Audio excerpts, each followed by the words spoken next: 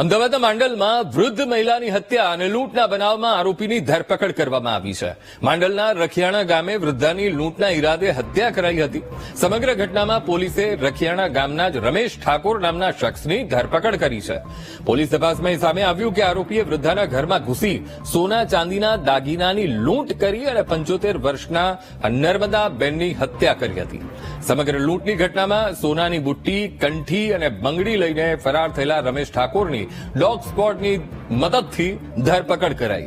તો લૂંટ અને હત્યાની આ સમગ્ર ઘટના દિવાળીના દિવસે બની હતી અને જ્યાં મૃતક વૃદ્ધા પોતાના વતન દિવાળી કરવા માટે આવ્યા હતા ત્યારે પોલીસ તપાસમાં સામે આવ્યું કે જુગાર અને દારૂની ટેવ હોવાથી આરોપીએ પૈસા મેળવવા હત્યાને અંજામ આપ્યો હતો. તો પોલીસે સમગ્ર ઘટનામાં ડોગ સ્ક્વોડ અને ટેકનિકલ સર્વેલન્સની મદદથી આરોપીને ઝડપીને તપાસ હાથ ધરી છે.